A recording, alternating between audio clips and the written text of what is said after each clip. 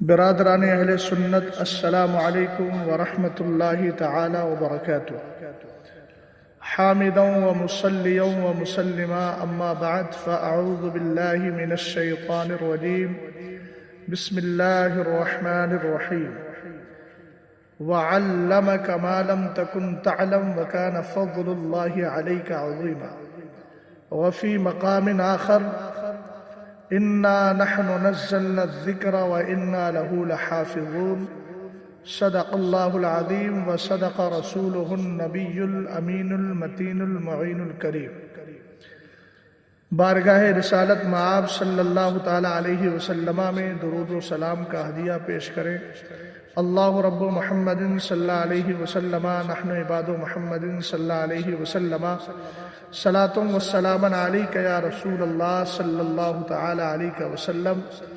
کام وہ لے لیجئے تم کو جو راضی کرے، ٹھیک ہو نام رضا تم پہ کروڑوں درود۔ فانوس بن کے جس کی حفاظت ہوا کرے، وہ شمع کیا بجھے جسے روشن خدا کرے۔ اللہ نے محبوب کو وہ علم دیا ہے، رہتے ہیں مدینے میں زمانے کی خبر ہے۔ احباب اہل سنت، فقیر قادری ابھی چند دن پہلے ہی مسقط عمان کے دورے سے واپس ہوا۔ وہاں بھی اور اس کے بعد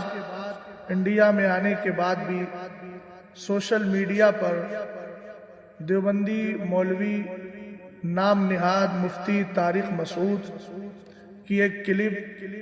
جس میں سرور کائنات صلی اللہ تعالی علیہ وسلم کی مقدس بارگاہ میں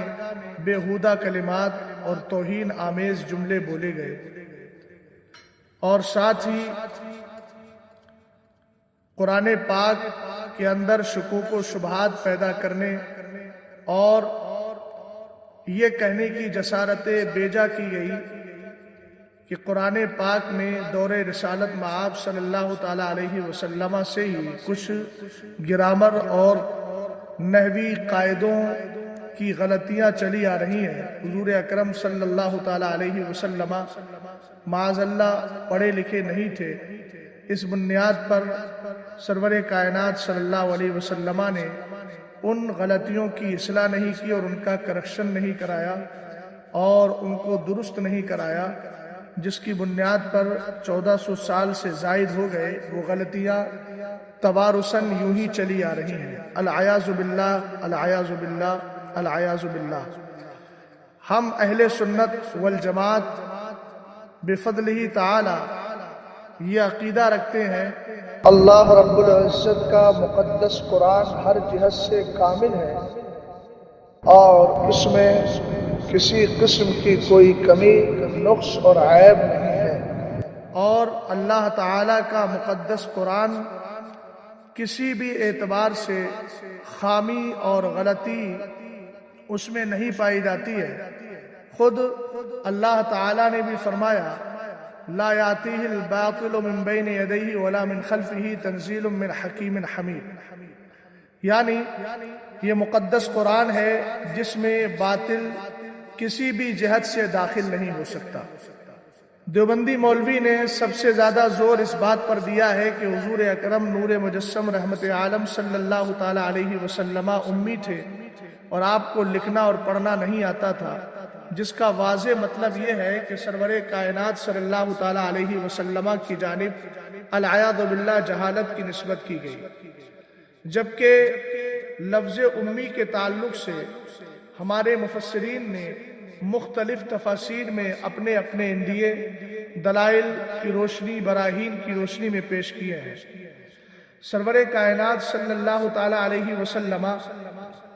امی تھے، اس کا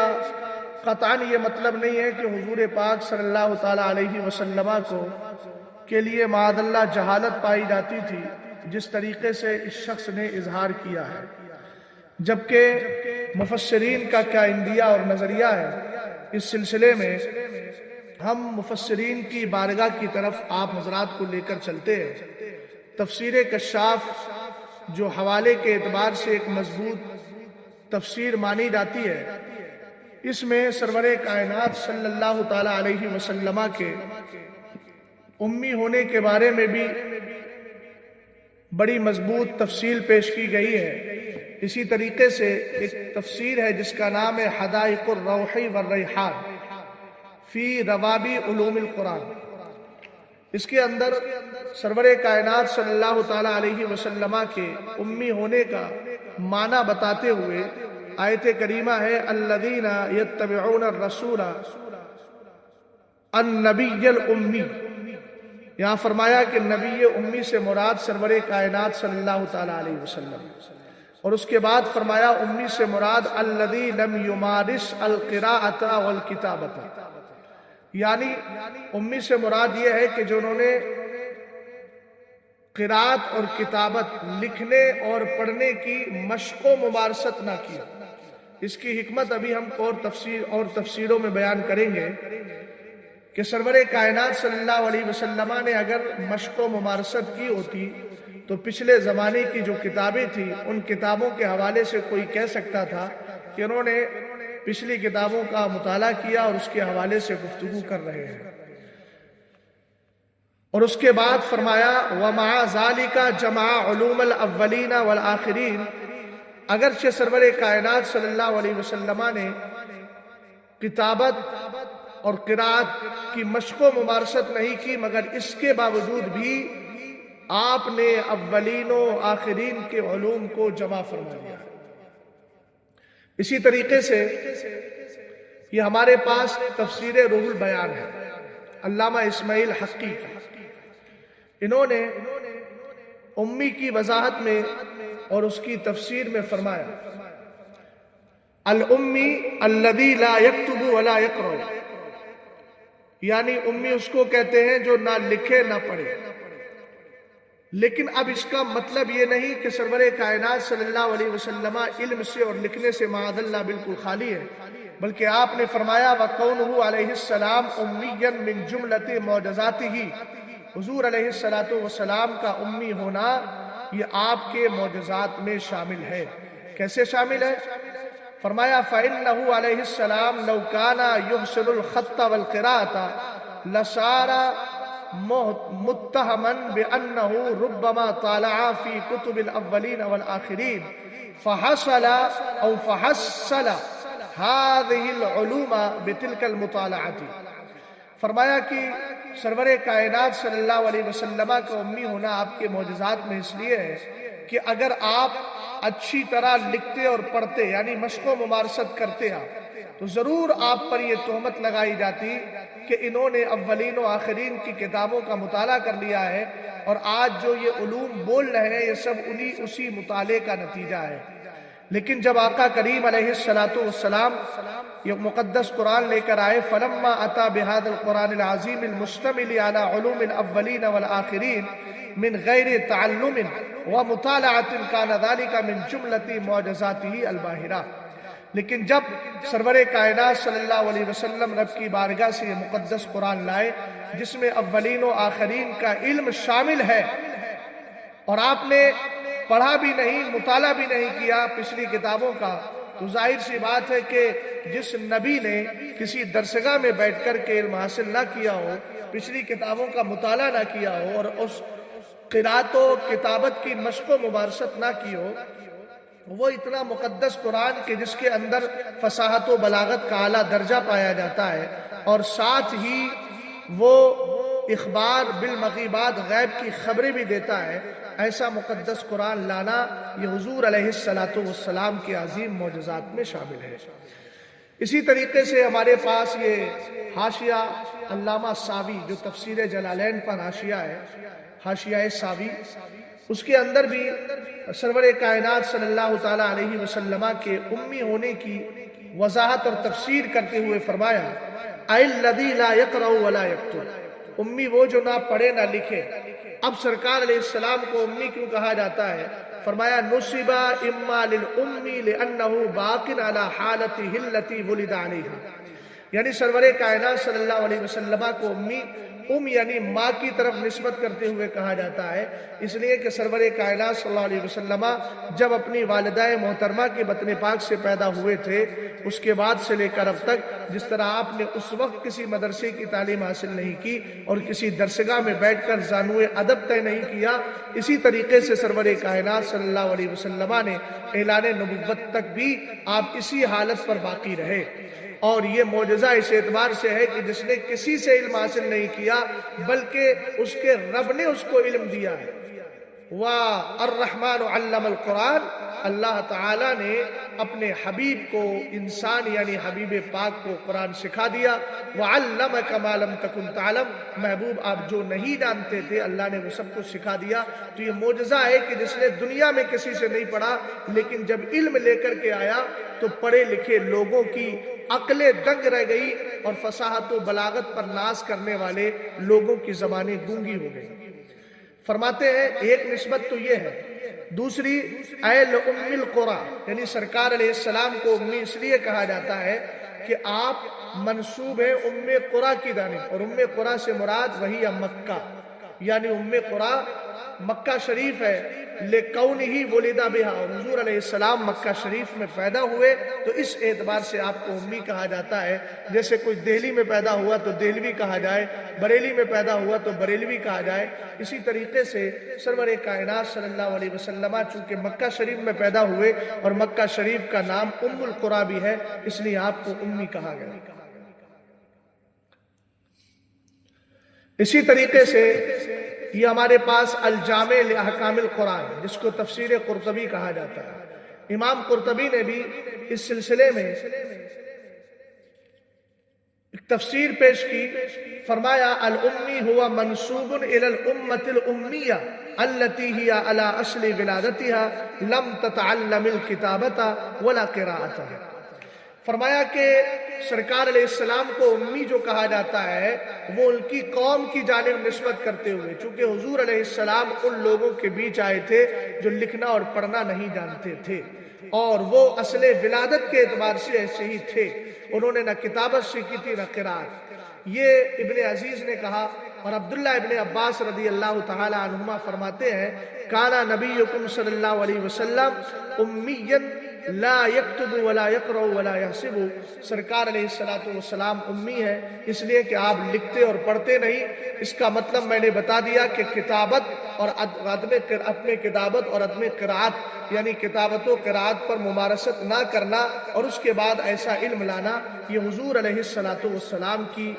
کے عظیم معجزات میں شامل ہے۔ اسی طریقے سے ایک روایت اور پیش کی ہے عبداللہ ابن عمر رضی اللہ تعالی عنہ سے کہ آپ فرماتے ہیں سرور کائنات صلی اللہ علیہ وسلم نے فرمایا انا امۃ امیۃ لا نکتب ولا نحسب، اس کے بعد فرمایا نسب النبی صلی اللہ علیہ وسلم الی مکہ ام القرى، سرکار علیہ السلام کو ام القرى یعنی مکہ شریف جس کا نام ام القرى ہے اس کی جانب منسوب کیا گیا ہے۔ اب آپ اہل سنت ذرا غور کریں کہ جس کلمے کے اندر سرور کائنات صلی اللہ تعالی علیہ وسلم کا عظیم معجزہ شامل ہے اور جس کے اندر میرے نبی علیہ السلام کی بلند و بالا خوبی شامل ہے، اس کو بد عقیدہ دیوبندی مولوی طارق مسعود نے معاذ اللہ رب العالمین توہین کے طور پر پیش کیا اور حضور اکرم صلی اللہ علیہ وسلم کی جانب جہل کی نسبت کی۔ اب ایک مسئلہ اور آتا ہے کہ سرور کائنات صلی اللہ علیہ وسلم لکھنا پڑھنا نہیں جانتے تھے اور حضور علیہ السلام کو معاذ اللہ اس نے کہا علم نہیں تھا لکھنے پڑھنے کا، اس بنیاد پر آپ اس کی اصلاح نہ کرا سکے اور وہ غلطی آج تک ایسی چلی آ رہی ہے۔ پہلی بات تو یہ ہے کہ یہ اعتراض سب سے پہلے رب قدیر کی بارگاہ پر جاتا ہے۔ اللہ رب العزت نے فرمایا انا نحن نزلنا الذکر وانا له لحافظون، ہم نے قرآن اتارا، ہم ہی قرآن کی حفاظت کرنے والے۔ اب حفاظت میں صرف آیات کریمہ کا پایا جانا یہی شامل نہیں ہے، بلکہ اس کے حرکات، اس کے سکنات، اس کے نقط، اس کے معنی، اس کے مفاہیم، ہر اعتبار سے اس کی حفاظت مطلوب ہے۔ اب مسئلہ یہاں یہ آتا ہے کہ اللہ تعالیٰ نے خود فرمایا اللہ اعلم حیث یجعل رسالتہ، اللہ بہتر جانتا ہے کہ وہ کس کو اپنا رسول بنائے گا۔ تو کیا معاذ اللہ سرکار علیہ السلام کو اس نے رسول ہی نہیں بلکہ اپنا محبوب بھی بنایا؟ اور محبوب برحق بنایا، سارے نبیوں پر فضیلت عطا فرمائی۔ سرور کائنات صلی اللہ علیہ وسلم نے خود فرمایا فضلت علی الانبیاء بست، مجھے 6 چیزوں میں اور نبیوں سے افضل کیا گیا ہے۔ اور ایک مقام پر رب نے فرمایا، حدیث قدسی ہے، اولیس اعطیتک افضل من ذلک کلی، محبوب میں نے اور نبیوں کو جو عطا فرمایا تھا اس سے بہتر تجھے عطا فرمایا ہے۔ اب بہتر سوال اس میں یہ بنتا ہے کہ سرور کائنات صلی اللہ تعالیٰ علیہ وسلم قرآن لکھوا رہے ہیں، کتاب وحی قرآن لکھ رہے ہیں، اور اللہ تعالیٰ نے معاذ اللہ ایسے نبی کو منتخب کیا ہے اس ذمہ داری کے لیے، اس رسالت کے لیے جو غلطیوں کے بارے میں جانتا ہی نہیں، اور ایسے کو اس نے ذمہ داری دے دی جو اپنے صحابہ کی اصلاح کر ہی نہیں سکتا، العیاذ باللہ۔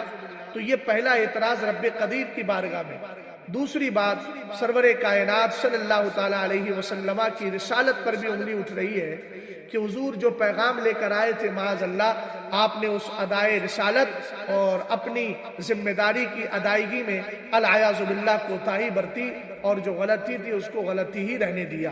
جبکہ قرآن پاک کو پڑھیں، مفسرین اکرام کو پڑھیں، حضور اکرم صلی اللہ تعالیٰ علیہ وسلم خود فرماتے ہیں دعوت و تبلیغ اور امت تک پیغام پہنچانے میں جتنی تکلیفیں میں نے برداشت کی ہیں اتنی تکلیفیں کسی اور نے برداشت نہیں کی۔ سرور کائنات صلی اللہ علیہ وسلم کی جانب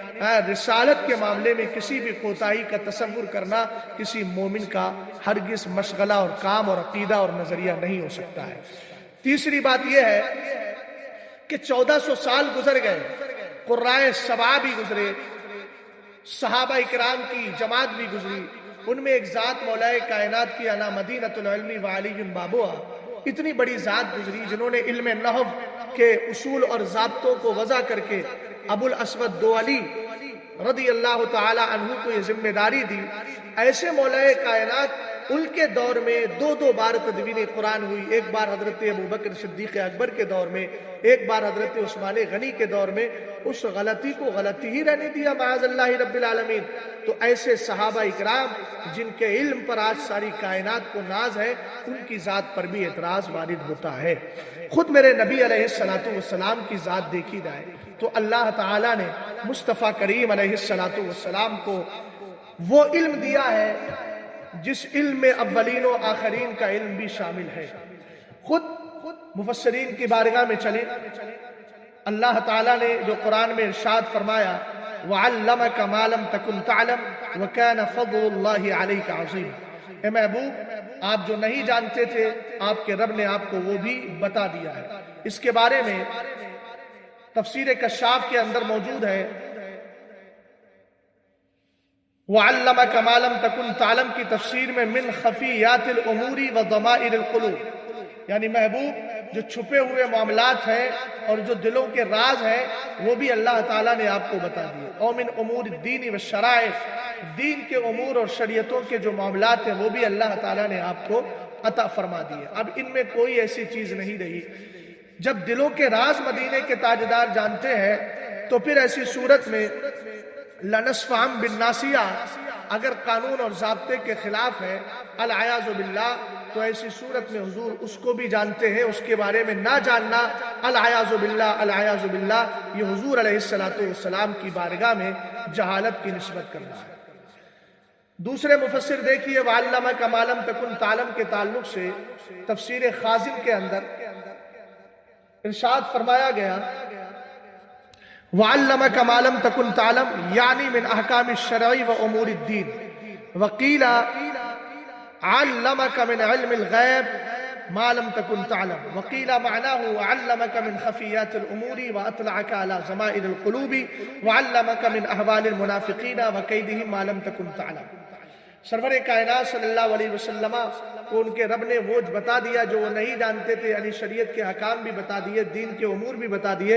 اور علم غیب بھی عطا فرمایا جس کا علم آپ کو نہیں تھا۔ ایک تفسیر یہ ہے کہ اللہ نے آپ کو چھپے ہوئے معاملات سے باخبر کر دیا اور لوگوں کے رازوں پر مطلع کر دیا، اور منافقین کے حالات آپ کو بتا دیا، ان کا مکر و فریب بھی بتا دیا۔ ہم تو کہتے ہیں حضور علیہ السلام کو یہ بھی بتا دیا گیا کہ آنے والے وقت میں طارق مسعود جیسا نابلد اور نام نہاد مفتی، یہ قرآن اور میرے نبی علیہ السلام کی شان میں توہین کرے گا، اس کا علم بھی اللہ رب العزت نے اپنے محبوب کو عطا فرما دیا ہے۔ یہ دوسری تفسیر ہمارے پاس تفسیر کبیر ہے، جس کا دوسرا نام مفاتیح الغیب بھی ہے۔ اس میں فرمایا وَعَلَّمَكَ مَا لَمْ تَكُنْ تعلم کی تفسیر ہے۔ اس میں بڑی لمبی چوڑی تفسیر ہے، اور آپ جانتے ہیں کہ ان کا مزاج ہے اصل میں یہ المسئلۃ الاولی، المسئلۃ الثانیہ، المسئلۃ الثالثہ، اس طریقے سے ذکر فرماتے ہیں۔ اس میں ایک وجہ انہوں نے بیان کی، فرمایا وَعَلَّمَكَ مَا لَمْ تَكُنْ تَعْلَمْ مِنْ أَخْبَارِ الْأَوَّلِينَ فَكَذَلِكَ يُعَلِّمُكَ مِنْ حِيَلِ الْمُنَافِقِينَ وَوُجُوهِ كَيْدِهِمْ مَا تَقْدِرُ بِهِ عَلَى الْاحْتِرَازِ عَنْ وُجُوهِ كَيْدِهِمْ وَمَكْرِهِمْ۔ یہ تو اسی موصوف منحوس کے لیے بالکل واضح طور پر یہ چیز سمجھ میں آ رہی ہے۔ فرمایا کہ جو آپ نہیں جانتے وہ بھی بتا دیا، یعنی آپ کو اولین کی خبریں بھی بتا دی، اور اسی طریقے سے منافقین کے جو ہیلے بہانے تھے ان سے بھی اللہ تعالیٰ نے آپ کو باخبر کر دیا، ان کے مکر و فریب کے جتنے راستے تھے ان سے بتا دیا، ان سے باخبر کر دیا، جس کی بدولت آپ ان کے مکر و فریب سے بچنے کی طاقت رکھتے ہیں۔ اسی طریقے سے ایک تفسیر ہمارے پاس ہے جس کا نام ہے تفسیر طبری، جامع البیان فی تعبیر القرآن، جو اس کا نام ہے دوسرا نام۔ اس میں سرور کائنات صلی اللہ تعالیٰ علیہ وسلم کے متعلق جو آیت کریمہ ہے وَعَلَّمَكَ مَا لَمْ تَكُنْ تَعْلَمْ، اس میں فرمایا من خبر الاولین والآخرین وما کان وما هو کائن فکل ذلک من فضل اللہ علیہ منذ خلقک فاشکرہ علی ما اولاک من احسانہ الیک بالتمسک بطاعتہ والمسارعۃ الی رضائہ ومحبتہ۔ سرور کائنات صلی اللہ تعالیٰ علیہ وسلم کے لیے آپ نے فرمایا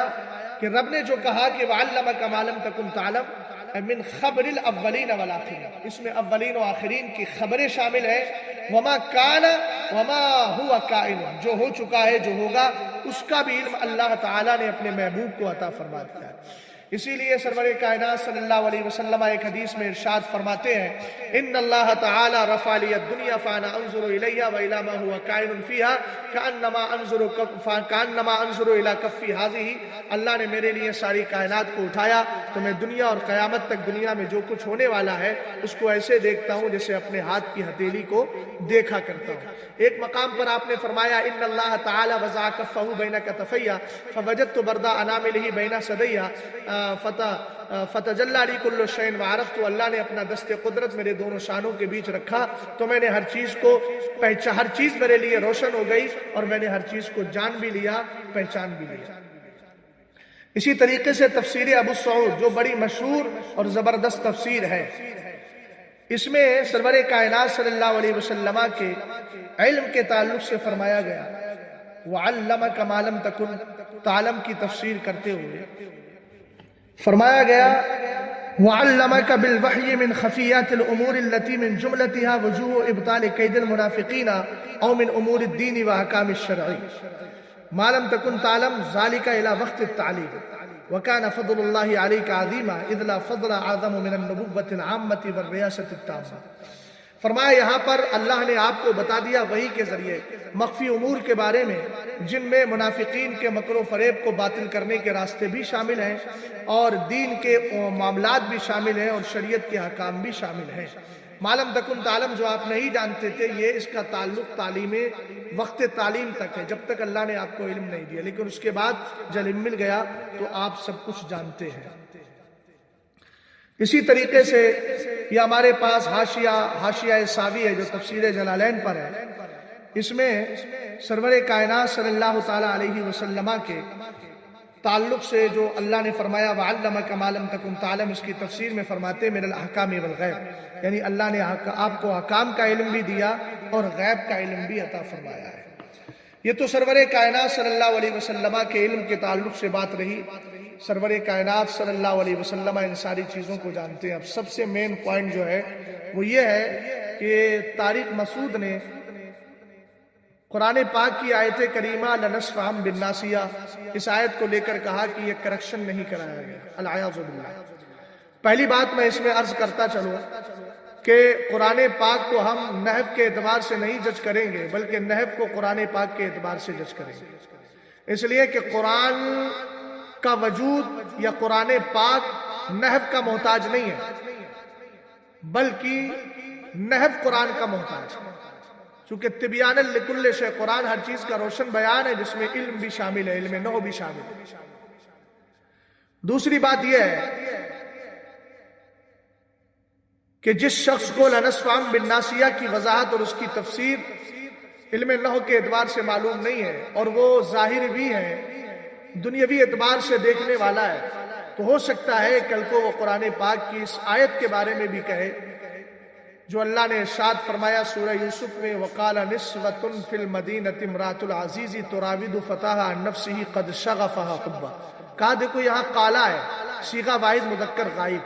اور نسوہ جو ہے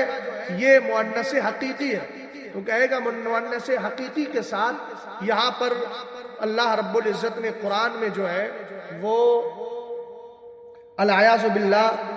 نحوی اعتبار سے خطا ہو گئی ہے، اور جو سرکار علیہ السلام کے دور سے چلی آ رہی ہے، یہاں صیغہ مذکر کا ہے اور وہاں پر فاعل مؤنث ہے، لہذا مؤنث ہونا چاہیے، قالت ہونا چاہیے۔ تو یہ سب ظاہری فکر رکھنے والے جن کو نہ تو قرآن کا علم ہے اور نہ محبت رسول ان کے دل میں شامل ہے، بیٹھی ہوئی ہے۔ اسی طریقے سے وہ اعتراض اس آیت پر بھی کر سکتا ہے وَأَسَرُّوا النَّجْوَى الَّذِينَ ظَلَمُوا، تو ایسے بہت ساری آیتیں کریمہ ہیں جن کی تفصیل ہمارے علماء نحات نے واضح طور پر قاعدے کی روشنی میں بھی فرما دی ہے۔ پہلا جواب تو ہمارا یہی ہے کہ نحو کی قرآن پاک کو ضرورت نہیں، یعنی قرآن محتاج نہیں ہے، وہی معنی کہ یہ علم جو ہے قرآن سے ہی نکلا ہے، قرآن کو اس علم نحو کی ضرورت نہیں، بلکہ قرآن پاک علم نحو، قرآن پاک سے علم نحو کا وجود ہوا ہے، قرآن پاک ہی سے اس علم کو ہم نے حاصل کیا ہے، کیونکہ قرآن ہر چیز کا روشن بیان ہے۔ پھر بھی لنسفعن بالناصیہ کی جہاں تک بات آتی ہے تو یہاں پر نحوی اعتبار سے اگر دیکھا جائے تو ہمارے بہت سارے نحات نے شرح ابن عقیل کو پڑھیں، مغنی اللبیب کو پڑھیں، شرح شذور الذہب کو پڑھیں، قطر الندى کو پڑھیں، اور ہم الحوامے شرح جم الجوامع کا مطالعہ کریں، تب آپ کو پتہ چلے گا کہ لنسفعن بالناصیہ میں جو نون ہے دراصل یہ نون خفیفہ ہے، اور نون خفیفہ اصل میں تنوین کے مشابہ ہوتا ہے، اور تنوین کے مشابہت کی بنیاد پر اس کو الف کے ساتھ لکھنے کی اجازت ہے، جیسے کہ آپ بولتے ہیں الحمدللہ الذی لم یزل علیما قدیرا سمیعا بصیرا، تو تنوین الف کے ساتھ لکھی جاتی ہے، اور چونکہ نون خفیفہ بھی اسی تنوین کے مشابہ ہے اس لیے اس کو الف کے ساتھ لکھنا یہ نحو کا ایک عام ضابطہ اور قاعدہ ہے۔ العیاذ باللہ یہ کرکشن کا نہیں کرایا اس لیے یہ غلطی رہ گئی، ایسا کچھ نہیں ہے، بلکہ دراصل ان کی عقل و دماغ میں کرکشن کرنے کی ضرورت ہے جس کی بنیاد پر اس طرح کی وہ بکواس کر رہے ہیں۔ اب آئیے ذرا ہم مفسرین اکرام کی بارگاہ میں چل کر ان سے پوچھتے ہیں تو وہ اس کے تعلق سے فرماتے ہیں، اسی نون کے تعلق سے لنسفعن بالناصیہ کی تفسیر کرتے ہوئے تفسیر مظہری کے اندر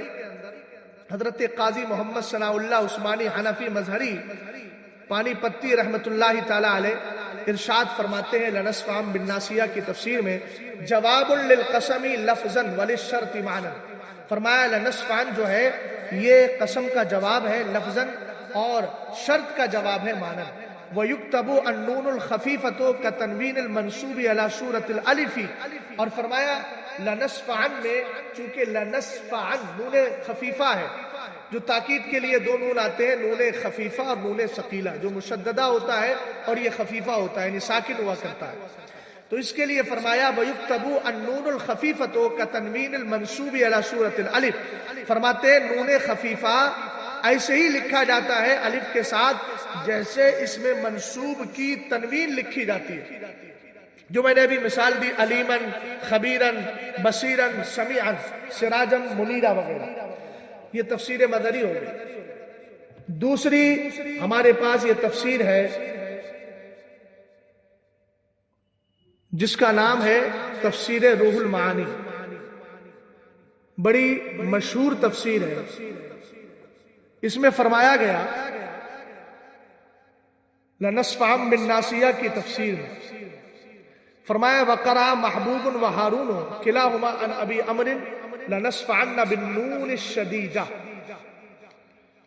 فرمایا کہ لنصفعن بھی پڑھا گیا ہے نون خفیفہ کے ساتھ نہیں، نون ثقیلہ کے ساتھ. اور ابن مسعود نے فرمایا لأصفعن. اور آگے فرمایا وَكُتِبَتِ النُّونُ الْخَفِيفَةُ فِي قِرَاءَةِ الْجَمْهُورِ أَلِفًا اعتبارا بحال الوقف. یہاں ان جناب کو غلطی نظر آ رہی ہے معاذ اللہ، اور یہاں پر تفسیر روح المعانی میں فرمایا گیا نون خفیفہ کو جمہور کی قرات، ایک دو کی نہیں، قرات شاذہ نہیں ہے، قرات نادرہ نہیں ہے، قرات سبع جو آپ نے پڑھی ہوں گی اور مدارس میں پڑھائی جاتی ہیں. فرمایا کہ جمہور کی قرات میں اس کو الف کے ساتھ لکھا جاتا ہے وقف کی حالت کا اعتبار کرتے ہوئے. ظاہر سی بات ہے اگر آپ علی من پہ آپ جو ہے وقف کریں گے تو علی ما پڑھیں گے، سمیع پڑھیں گے، بصیرہ پڑھیں گے. اسی طریقے سے وقف کے حال کا اعتبار کرتے ہوئے بھی یہاں نون خفیفہ کو الف کے ساتھ لکھ دیا گیا ہے، تنوین کے ساتھ لکھ دیا گیا. اس کے علاوہ ہمارے پاس ایک تفسیر ہے، تفسیر کشاف، جس کا ہم نے ابھی اس سے پہلے بھی حوالہ دیا تھا. یہاں پر بھی تفسیر کشاف میں فرمایا گیا اور بتایا گیا لنصفعن کے بارے میں، کہتے ہیں وَكِتَابَتُهَا فِي الْمُصْحَفِ بِالْأَلِفِ عَلَى حُكْمِ الْوَقْفِ. یہاں جو لنصفعن صیغہ ہے، صیغے کی کتابت قرآن پاک میں جو الف کے ساتھ ہوئی ہے یہ وقف کے حکم کے اعتبار سے ہوئی، یعنی حال اعتباراً بحال الوقفی،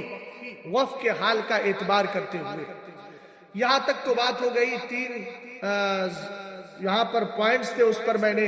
اپنی طاقت بھر وسعت بھر جو ہے وہ گفتگو کر دی. حالانکہ بہت سارے ہمارے علماء اہل سنت ہند و پاک کے، انہوں نے بڑی شاندار اور عمدہ گفتگو اس سلسلے میں کی ہے. آخر میں ایک بات عرض کرنا چاہتا ہوں کہ آخر طارق مسعود ہو یا پھر دیوبندی اور بھی دیگر علماء اور مولوی اور نام نہاد مفتیان فساد ہو، آخر ان کے ذہن و دماغ میں سرور کائنات صلی اللہ علیہ وسلم کے تعلق سے اس طرح کی گندگی آتی کیوں ہے؟ اس کی وجہ آپ سنیے. محمد ابن سیرین کی روایت امام مسلم نے ذکر فرمائی ان ھذا الدین علم فانظروا امن تاخذون دینکم. فرمایا ان ھذا العلم دین، یہ علم دین کا علم ہے، لے کس سے رہے ہو اس پر بھی غور کرنا چاہیے. دراصل یہ ساری گستاخیاں اس لیے کی جا رہی ہیں کہ ان کے پاس جو علم آیا ہے وہ دراصل علم آیا ہے اشرف علی تھانوی، رشید احمد گنگوہی، خلیل احمد امبیڈوی اور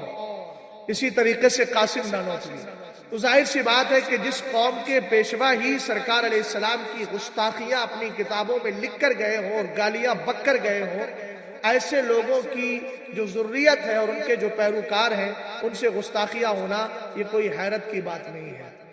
گندا پانی جہاں بھی پہنچتا ہے وہ اپنی گندگی کے ساتھ ہی پہنچتا ہے. طارق مسعود نے سرور کائنات صلی اللہ علیہ وسلم کی شان میں العیاذ باللہ اور قرآن پاک کی شان میں العیاذ باللہ جو توہین کی ہے، یہ تو کیا، اگر اس سے توبہ کر بھی لیتا ہے پھر بھی اس کے اوپر سے کفر نہیں اٹھے گا. آپ کہیں گے یہ کون سی ہے حیران کن بات کہہ رہے ہیں. وجہ یہ ہے کہ ان دو جملوں سے اگر توبہ کر بھی لیتا ہے، ان دو گستاخیوں سے، تو اشرف علی تھانوی وغیرہ کو آج بھی اپنا پیشوا اور امام مانتا ہے. اور جبکہ ہمارے علماء فقہ نے واضح طور پر، علماء متکلمین نے واضح طور پہ فرمایا من شک فی کفری و عذابی فقط کفر، جو ان طواغیت اربعہ کی کافر ہونے میں شک بھی کرے وہ بھی کافر ہے. اس لیے ہم پوری دیوبندیت اور فرقہ دیوبندیت و وہابیت سے کہتے ہیں کہ اگر آپ کو واقعاتاً سرور کائنات صلی اللہ علیہ وسلم سے محبت ہے تو آپ ان سب کی تکفیر کیجئے اور ان گستاخان رسول کو گستاخ مانیے. اس کے بعد آپ اس گندگی سے باہر آ پائیں گے اور مصطفیٰ کریم علیہ السلام کی بارگاہ میں چلیے اور اعلیٰ حضرت کی زبان میں کہیے میں مجرم ہوں آقا، مجھے ساتھ لے لو کہ رستے میں ہے جا بجا تھانے والے. اسلام زندہ باد، مسلمان پائندہ باد. اللہ تعالی ہم سب کو مذہب اہل سنت المعروف مسلک اعلیٰ حضرت پہ زندہ رکھے اور اسی پر موت نصیب فرمائے. السلام علیکم ورحمۃ اللہ تعالی وبرکاتہ.